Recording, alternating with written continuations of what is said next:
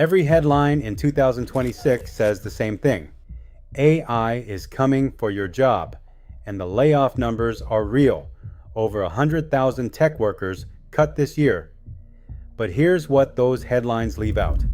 While half the industry is firing, the other half is hiring, like the future depends on it.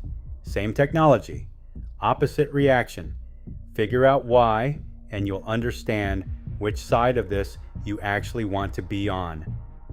There's a clean line running through tech right now, and almost nobody draws it. On one side, companies being disrupted by AI shrinking. On the other, companies building AI growing fast. OpenAI spun up a multi-billion-dollar deployment arm, hiring hundreds of engineers.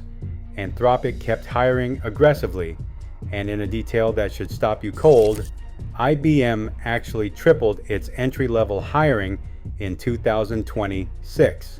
Tripled. While other firms froze junior roles entirely.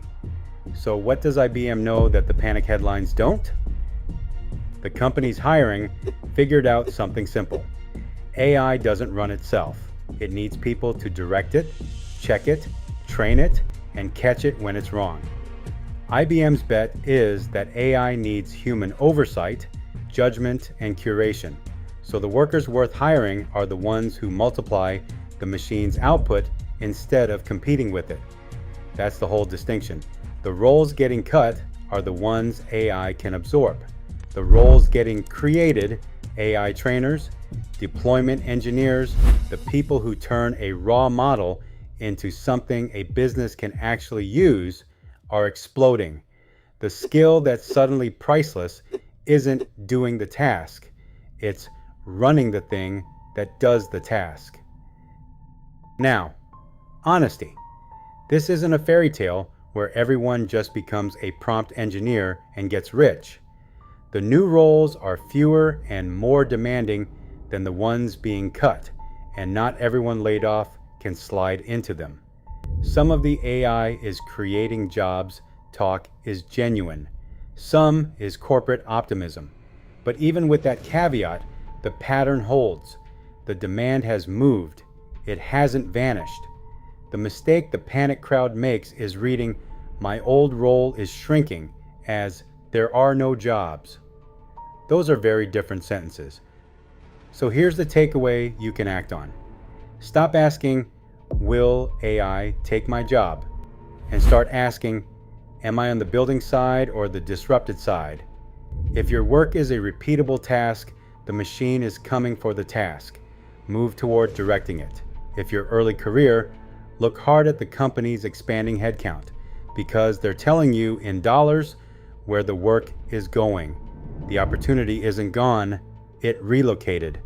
The people who win this decade are the ones who follow it instead of fearing it.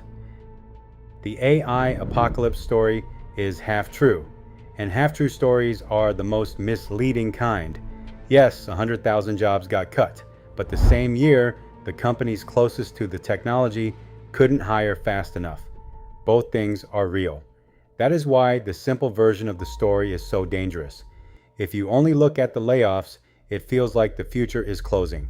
If you only look at the hiring, it feels like the future is wide open. The reality is messier. AI is destroying certain tasks, compressing certain roles, and exposing companies that built too much headcount around repeatable work. But at the same time, it is creating demand for people who can build, integrate, supervise, sell, secure, explain, and operationalize these systems. This is not a clean replacement story. It is a redistribution story. Some jobs are being automated away, some are being redesigned, and some new categories are forming faster than the labor market can fully understand them. The winners are not necessarily the people with the fanciest titles. They are the people who notice where the work is moving and adapt before the crowd catches up. Because the biggest risk is not that every job disappears overnight. The bigger risk is staying attached to a version of work that companies are already trying to make cheaper, faster, or unnecessary. In that environment, optimism alone is not enough, but panic is even less useful. The practical move is to study the shift, learn the tools, and move closer to the new demand. And that is the part most people miss. Fear can make you freeze, but the market does not freeze with you. Companies will keep experimenting. Tools will keep improving. Teams will keep getting reorganized. The question is whether you treat that as a threat you watch from the sidelines or as a signal to reposition your skills, your career, and your attention. The question isn't whether AI changes work. It obviously does. It's whether you spend the next year afraid of the half that's shrinking or moving toward the half that's growing. Which side are you positioning for? Let me know below.